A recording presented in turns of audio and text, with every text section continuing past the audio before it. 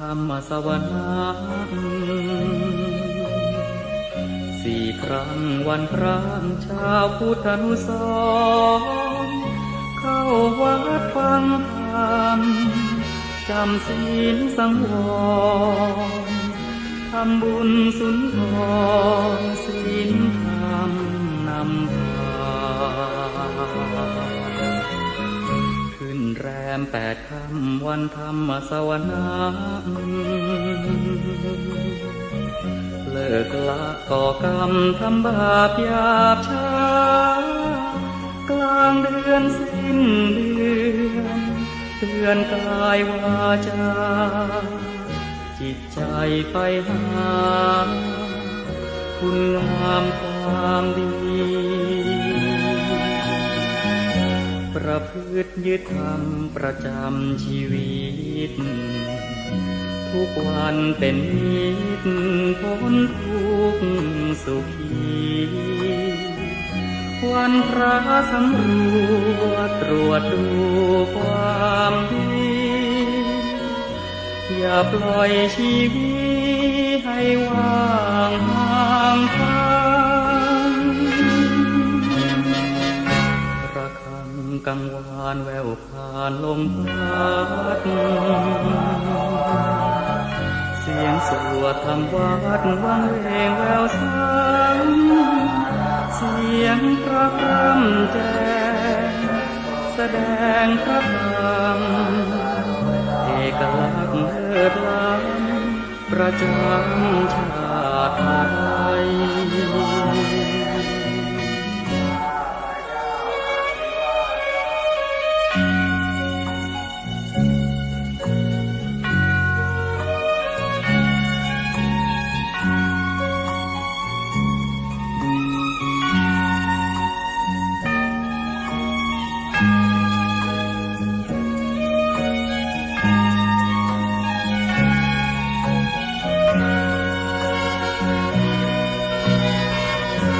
ประพฤติยึดธรรมประจำชีวิตทุกวันเป็นนิจพ้นทุกข์สุขีวันพระสำรวจตรวจดูความดีอย่าปล่อยชีวิตให้ว่างห่างทางระฆังกังวานแววผ่านลมพัดเสียงสวดทำวัดวังเวงแววซ้ำเสียงพระพร่ำแจ้งแสดงพระธรรมเอกลักษณ์เลิศล้ำประจำชาติไทย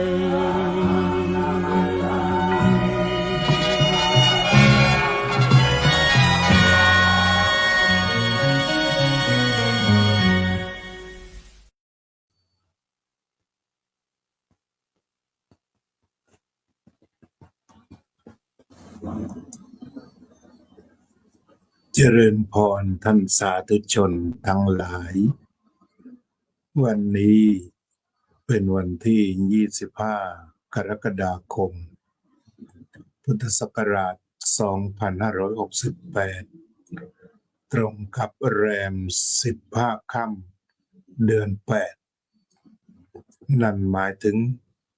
ได้เข้าพรรษามาถึง 15 วัน15 วันที่ผ่านมาเราก็จะได้ทบทวนถึงกิจกรรมที่ทำเป็นพิเศษในวาระเข้าพรรษาเวลาที่ไปวัดในวันพระ8 ค่ำ15 ค่ำเรามีประเพณีชาวพุทธอยู่ประการหนึ่งก็คือประเพณีการสมาทานศีลเราเรียกแบบชาวบ้านว่ารับศีลหรือสมาทานศีลทั้งนี้ก็เป็นเรื่องของภาษาเป็นเรื่องของการสื่อ อย่างทางใต้แถวหลังสวนเรียกว่ารับศีลกันนะถ้าว่าเรียกให้เต็มยศต้องเรียกว่าสมาทานแต่ว่าในทางปฏิบัติก็ใช้ได้ทั้งคู่นั่นแหละรับศีลก็ได้สมาทานศีลก็ได้หัวใจอยู่ตรงไหนหัวใจในกรณีสมาทานศีลหรือรับศีลอยู่ที่เจตนาเป็นเครื่องงดเว้นเวลาท่านสาธุชนกล่าวคำสมาทานศีลเช่นศีลข้อหนึ่งกล่าวว่าปานาติปาตาเวรมณีสิกขาปะทังสมาธิยามิซึ่งแปลว่าข้าพเจ้ามีเจตนาที่จะงดเว้นจากการยังชีวิตให้ตกล่วง ตรงนี้ก็ยากเป็นภาษาวัดก็แปลว่ามีเจตนาที่จะไม่ฆ่าใครคำว่ายังหัวใจให้ตกปานะติปาตะคือทำให้หยุดหายใจมีเจตนาที่จะไม่ทำใครให้หยุดหายใจ อย่างนั้นก็คือตายหรือว่าฆ่านั่นเองมีเจตนาที่จะไม่ฆ่าใครมีเจตนาที่จะไม่ขโมยทรัพย์สินของใครมีเจตนาที่จะไม่ประพฤติผิดในกามมีเจตนาที่จะไม่พูดเท็จมีเจตนาที่จะไม่ดื่มสุราเมรัยเจตนามีอยู่ตรงนี้มีเจตนาที่จะไม่ปฏิบัติเวรทั้ง5ประการในภาษาวัดว่าอย่างนั้นภาษาทางวัดเรียกการฆ่าสัตว์การลักทรัพย์การประพฤติผิดในกามการพูดเท็จและการดื่มสุราเมรัยว่าเป็นการทำเวรการสมาทานศีลคือเจตนาที่จะเว้นจากการทำเวรคือแต่ละข้อมันเกิดการจองเวรกันได้จิตที่จองเวรก็มาจาก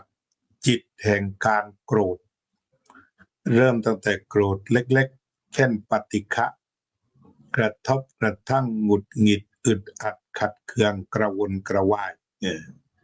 แล้วต่อมาก็พัฒนาไปสู่ความโกรธ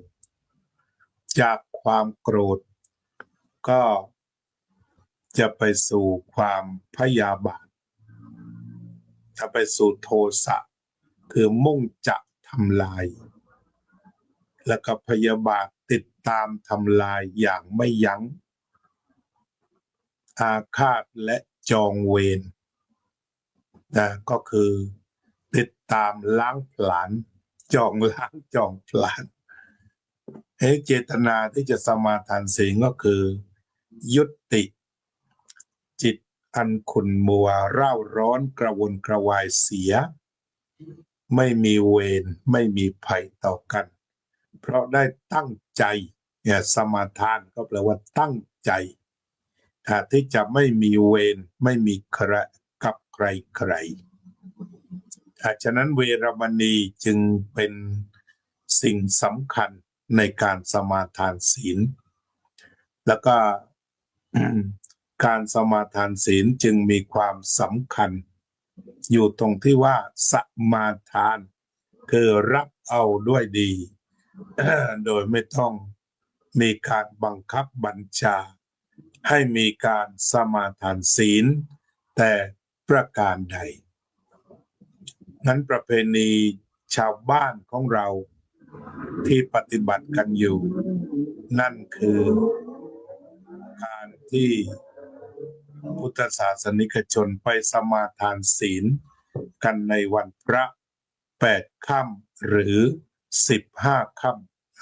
ำ8ค่ำหรือ15ค่ำเป็นวันที่จะต้องเดินไป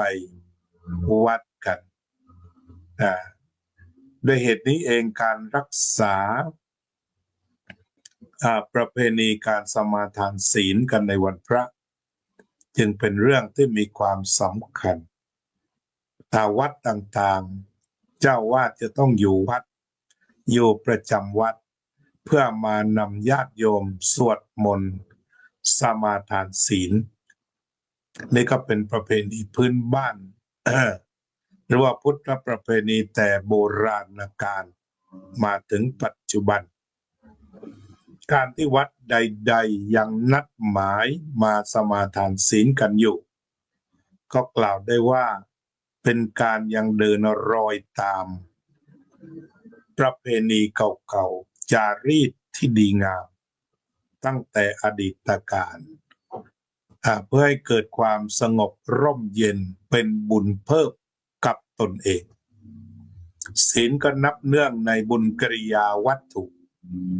เจตนาที่จะเว้นจากเวรทั้งห้าก็ถือว่าเข้าอยู่ในกระบวนการเข้ามาอยู่ในกระบวนการของศีลหรือบุญกิริยาวัตถุทานศีลภาวนากล่าวคือสมาทานศีลนี้ได้บุญ นับเนื่องอยู่ในบุญแล้วก็จัดเข้าในกุศลด้วย ในกุศลก็ไม่ฆ่าสัตว์ไม่ลักทรัพย์ไม่ประพฤติผิดในกามไม่พูดเท็จพวกนี้ก็จัดเข้าอยู่ในกุศลกรรมบทแต่ถ้าเป็นตัวศีลห้าทั้งหมดที่ไม่ได้ระบุไว้ในกุศลกรรมบทก็คือเรื่องข้อห้าแต่อย่างไรก็ตามถ้าจะเน้นการมีสติสัมปชัญญะก็ต้องเว้นจากการดื่มสุราเมรัยอันเป็นตัวทำลาย แต่ที่นี่ในศีลข้อหนึ่งที่ว่าไม่มีเวรคือถ้าเราไม่ไปทำร้ายใครเวรไม่เกิดไม่ไปขโมยของใครเวรไม่เกิด การไม่ไปล่วงละเมิดของรักของคนอื่นเวรไม่เกิดการไม่โกหกใส่ร้ายกล่าวร้ายใครเวรไม่เกิดแต่การไม่ดื่มสุราเมรัยก็ไม่มีเวรกับใครๆเพราะสติดีไม่มีภัยกับตนและผู้อื่นเพราะว่าสุขภาพจะดีการไม่ดื่มสุราคือได้ทั้งสุขภาพตนเองดีประหยัดเงินจำนวนมากสติดีเมื่อสติดีธรรมะอื่นๆก็จะตามมาถ้าเป็นฆราวาสก็ครอบครัวจะอยู่เย็นเป็นสุขท่านจึงกล่าวว่าสีเลนะสุขติงยันติไปไหนได้อย่างมีความสุขอันหมายถึงโลกนี้ก็มีความสุขโลกหน้าก็มีความสุขสีเลนะโภคสัมปทาทรัพย์สินจะถึงพร้อมในที่นี้ก็จะชี้ไปยังทรัพย์ภายในซะก่อนที่พระพุทธองค์แสดงไว้ว่ามีศรัทธาศีลหิริโอตตัปปะศรัทธาศีลหิริโอตตัปปะภาวุสัจจะจาคะปัญญา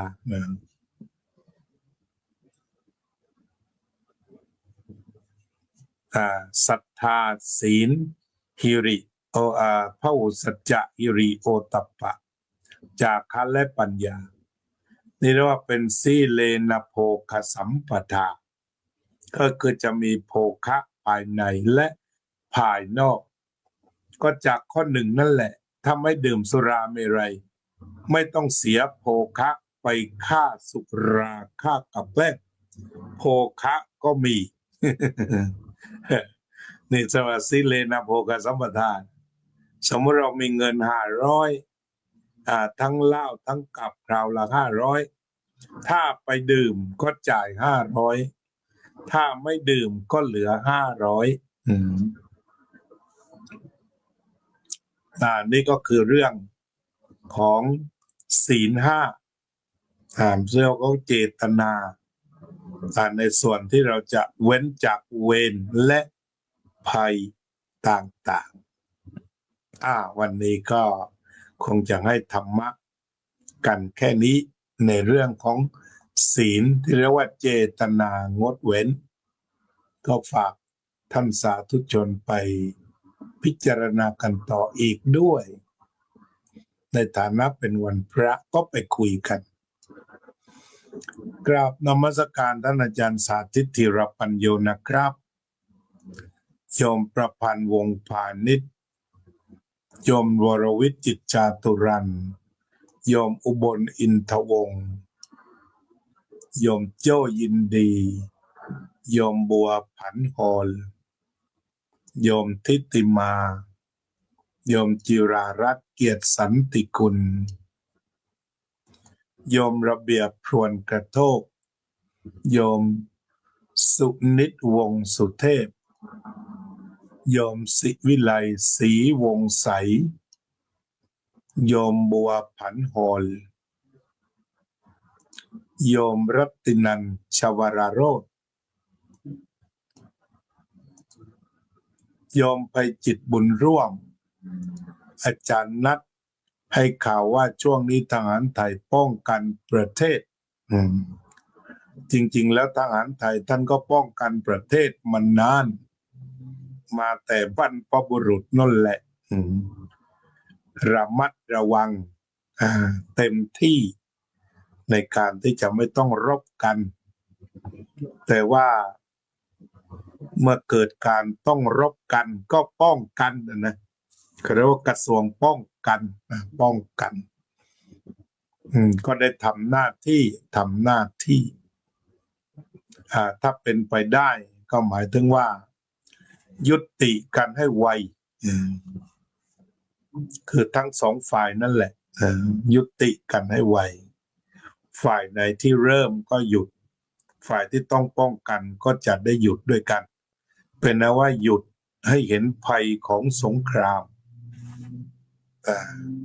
อันนี้มองตามความจริงคือสงครามมันมีภัยเช่นว่ามีเด็กขวบเดียวเสียชีวิตแล้วเด็กเล็กเด็กน้อยพากันวิ่งหนีตายผู้หลักผู้ใหญ่ผู้สูงอายุก็เป็นว่าอยากจะให้ดูภาพนี้แล้วก็กลับย้อนไปหาต้นเหตุ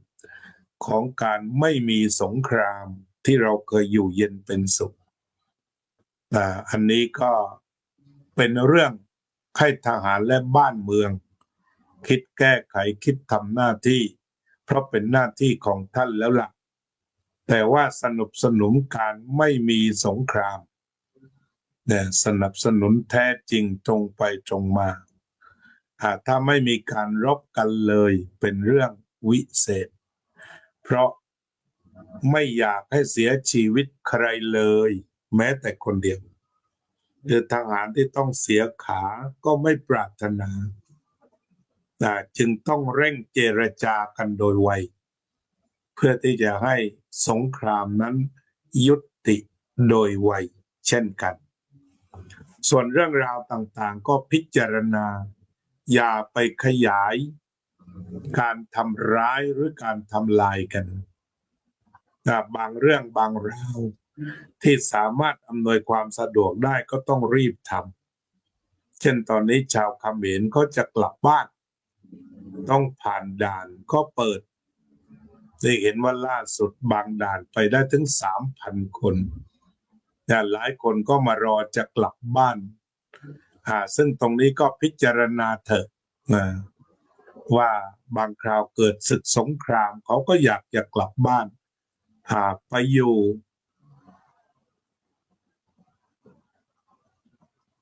ไปอยู่กับครอบครัวอันนี้ก็เรียกว่าก็ตั้งจิตอธิษฐานให้จบให้หยุดยุติกันโดยเร็วในการทำความเข้าใจถ้าจะอธิษฐานจิตก็ขอให้เข้าใจว่าสงครามนำมาซึ่งความตายความพลัดพรากเลือดน้ำตาให้ไปดูกองนั้นให้ไปดูกองคนตายที่น่าเศร้าสลดดูถึงความสูญเสียแล้วรีบหาทางป้องกันกันโดยไวอันนี้เป็นความเห็นจากพระกราบนมัสการท่านอาจารย์เจ้าค่ะโยมวารินี โยมอุตสาตอนนี้ไปฮานอยเหรอโยมอุตสาอยู่เวียดนามนะโยมไพจิตบอกว่าจบเขมรให้รู้สึกไวๆให้เรามาเห็นตรงกันก่อนว่าต้องหยุดดูอย่างอิสราเอลกับกลุ่มฮามาสก็คาดว่า3 วันเพราะว่าหลายสิ่งนั้นมันผิดคาดกันไปหมดประเทศยูเครนกับรัสเซียก็ยืดเยื้อมาร่วม3จะเข้า4 ปีฉะนั้นตรงนี้ต้องหาทางยังไงไม่ก่อให้เกิดการฆ่าการทำลายการเบียดเบียนคือพอสตาร์ทแล้วมันจองเวรอันนี้เริ่มก่อนอันนี้เริ่มก่อนนะฉะนั้นพระพุทธเจ้าจึงตรัสว่าเวรย่อมระงับด้วยการไม่จองเวรเพราะฉะนั้นเวลาที่ว่างจากรบมันสงบก็ขอให้หายใจกันตรงนั้นแล้วหยุดรบให้หายใจกันตอนสงบว่ามันดีเด็กไม่ต้องวิ่งเห็นสภาพแล้วเนี่ยอย่าให้เกิดอีกเลยเด็กเขาจะได้กลับไปโรงเรียนคนเฒ่าคนแก่จะได้อยู่กับบ้านกับช่องอันนี้ไปดูภาพแค่วิ่งอะไรนะที่ยิงเข้ามาอีกที่ยิงเข้ามาฉะนั้นอย่าได้ไปดำริอย่างนั้นดำริผิดแล้วหยุดเสียเพราะได้ทราบว่าทางอันไทยก็ตั้งรับไม่ได้ไปยั่วยุสิ่งใดถ้าพี่น้องชาวเขมรมาเห็นด้วยกันว่ามันไม่มีอะไรดีขึ้นมันมีแต่ความตายมันมีเลือดมันมีน้ำตามันมีการพลัดพรากแล้วเราก็พากันหยุดเท่านั้นเองและสงครามก็หยุดก็ไม่จำเป็นจะต้องให้ประเทศใดมาไกล่เกลี่ยที่บอกว่าเดี๋ยวฟ้อง UN บ้างอะไรก็บ้านเราเดินกันไปเดินกันมาแลกอาหารกันกินขายข้าวให้กันกินอยู่ขายกับให้กินกันอยู่รัฐมนตรีกัมพูชาป่วยก็มารักษาในไทยทำไมจะไปพูดยากต้องเอาคนพูดไม่รู้เรื่องเขมรกับไทยบางส่วนก็คนพูดไทยได้ดีฉะนั้นเราใกล้ชิดแล้วก็คิดกันเองฉันต้องให้มาเลซึ่งอยู่ด่านด้านโน้นมาไกลเกลี่ยเนี่ยลองคิดเองลองคิดกันเองอดีตทั้งหลายผ่านไปเลยเราจะไม่ขุดคุยสร้างความรู้สึกเกลียดชังอันนี้จะต้องรีบรักษากันโดยเร็วแต่ความคิดที่ว่าจะต้องไปยึดพนมเปญอะไรเนี่ยอย่าได้ไปดำริ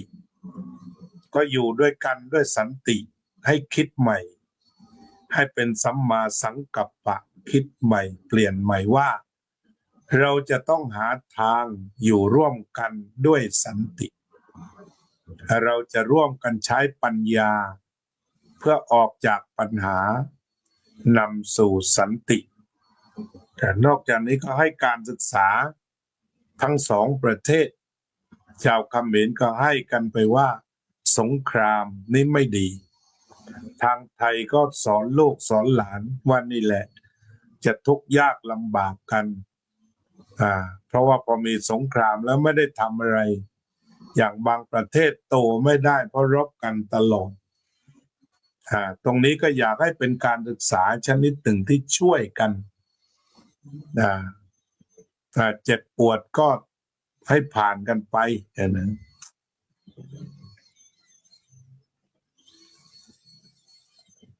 คือถ้าเดินหน้ามันปวดต่ออยู่กับที่ดีกว่าวันนี้ก็มีคติธรรมตลกล้มเพราะก้าวไปข้างหน้าดีกว่ายืนเตะท่าอยู่กับที่ถ้าเดินไปเหยียบขี้อยู่กับที่ดีกว่าฉะนั้นถ้าเราจะก้าวไปรบไปแตกหักก็คือมีแต่กองศพเป็นพเนินมันมีแต่กองศพเป็นพเนินคนที่สบายก็คือคนขายอาวุธพอสงครามเกิดปั๊บในการทดลองอาวุธมาทันทีของใครแรงกว่าคำตอบก็คือความตาย ดูเห็นที่สงครามอิสราเอลไปแย่อิหร่านนะโอ้โหเป็นความตายที่น่าสยดสยองเพราะว่ามีจรวดอะไรก็พากันมาซัดกันรถเรียกว่ากราวเดียว10 กว่าคันมันคือความตายนั่นแหละมันจะต้องเห็นอย่างนั้นมันเป็นสิ่งที่ไม่น่าอภิรมย์ของมนุษยชาติมันต้องทำความเข้าใจมุมกว้างกันตรงนี้เราจะไปเอาความสนุกหรือว่าสะใจแค้นอย่างนี้ต้องลดนี่ก็พูดธรรมะเนี่ยในวันพระเนี่ยก็เชื่อเห็นอย่างนี้แหละว่ามันไม่มีอะไรดีมันไม่มีอะไรดีงบประมาณก็ต้องใช้นะอย่าลืมนะแต่ละครั้งของการรบของอาวุธแต่ละประเภทมันคือเงินที่แพงจากการรบประเภทขีปนาวุธลูกหนึ่งก็หลายล้านได้ทราบว่าหลายล้านเหรียญอย่างทางของอิสราเอลที่ปล่อยไปแต่ละชุดเนี่ยยูเครนยังไม่ทันหยุดสงครามอเมริกันยื่นบิลแล้ว$500,000,000ยื่นบิลวางไว้แล้วเพื่อการบูรณะและตังค์มันมีแล้วเหรอตอนนี้มันไปหมดกับอาวุธยังเป็นหนี้อยู่หมายความว่าอย่างนั้นเป็นหนี้ถึง$500,000,000ไปแล้วทีนี้เราก็มาลองดูว่าในของเราก็เพิ่ง2 วันอะไรที่จะหาทางเจรจาที่เป็นธรรมได้เพื่อรักษาชีวิตของมนุษย์ทุกเพศทุกวัยโดยเร็วที่สุดและอีกอย่างหนึ่งอย่าหาเสียงกันกับสงครามและความตายที่ได้ข่าวว่าประเทศเขมรเสียงของรัฐบาลไม่ค่อยดีอยากจะแสดงสัญญานุภาพให้เห็นว่าฉันเป็นผู้นำอย่าได้ทำอย่างนั้นมันคนอื่นตายแล้วก็ถ้ายิงกลับไปอีกมันก็คือตายมันไม่มีคำตอบอะไรสงครามมันมีแต่ตายมันมีแต่เจ็บแขนขาดขาขาดหูฉีกตาบอดก็ผลสงครามแล้วก็แต่ละครั้งที่เกิดมันก็มีผลสะท้อนกลับไปอีกหลายปีคนแขนขาดขาขาดเพิ่มจำนวนมากขึ้นก็ลดคนทำงานฉะนั้นถ้ามองกันในกรอบโลกไม่ว่าที่ไหนไม่ควรมีสงครามทั้งนั้นก็ดูหลังสงครามเวียดนามสงครามเขมรก็ทิ้งคนพิการไว้เป็นจำนวนมากเพราะว่าใช้ระเบิดเยอะประเทศลาวยังกู้ไม่เสร็จเนี่ยตอนนั้นโอบามาให้$90,000,000ให้จะดึงระเบิดขึ้นมาทีพอเสร็จแล้วมันอันตรายไปนานก็อยากจะให้สร้างกระแสการยุติสงครามกันใครมีข้อเสนออะไรดีอย่าสร้างกระแสโทสะคือรายการต่างๆมันมีแต่สร้างกระแสคนมันเครียดมันเกลียดกัน นี่ทำยังไงลองใช้ปัญญากันดูว่าจะหาทางออกอย่างไรที่จะไม่รบเสนอไปคอมเมนต์ไปเยอะๆวันนี้ก็คงชวนกันนั่งสมาธิต่อ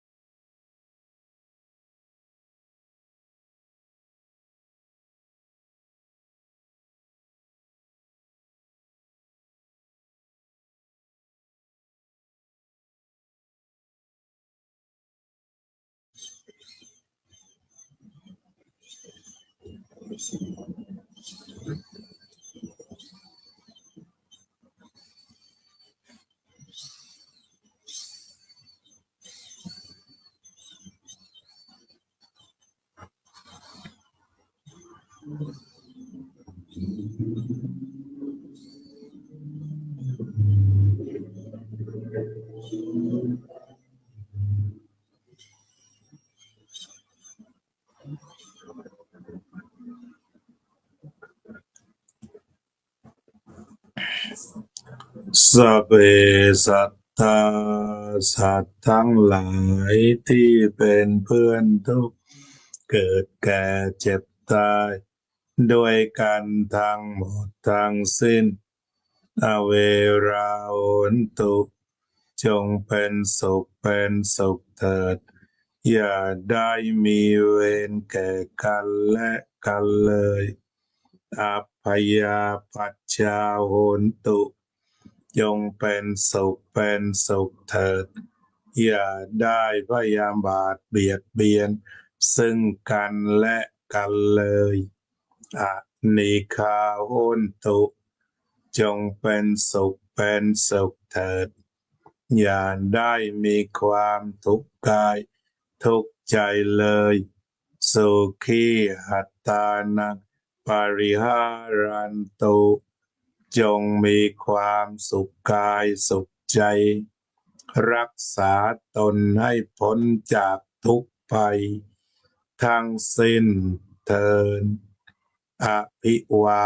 ทนาสีลิสะนิจจังวุธาปัจจายโนจัตตารโอธรรมาวัฏันติอายุวันโน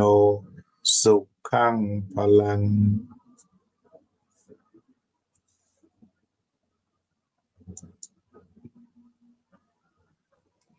โยมตักรัชดาพรโยมตุกโยมทัตพิชาแสงสวัสดิ์โยมบัวผันหอลโยมอุบลอินทวงศ์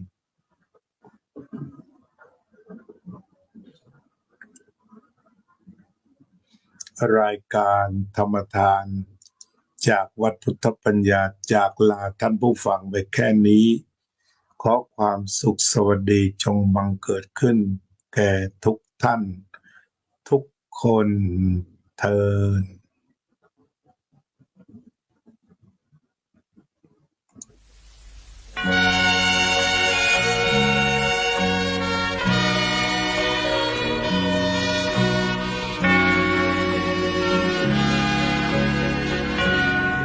หนึ่งพึงจำวันธรรมสวนาสี่ครั้งวันพระชาวพุทธานุสรณ์เข้าวัดฟังธรรมจำศีลสังวรทำบุญสุนทรศีลธรรมนำพาขึ้นแรม8 ค่ำวันธรรมสวนาเลิกละก่อกรรมทำบาปหยาบช้ากลางเดือนสิ้นเดือนเตือนกายวาจาจิตใจไปหาคุณงามความดีประพฤติยึดธรรมประจำชีวิตทุกวันเป็นนิจพ้นทุกข์สุขีวันพระสำรวจตรวจดูความดีอย่าปล่อยชีวิตให้ว่างห่างทางระฆังกังวานแววผ่านลมพัดเสียงสวดธรรมวัดวังเวงแววสังเสียงพระพร่ำแจ้งแสดงพระธรรมเอกลักษณ์เลิศล้ำประจำชาติไทย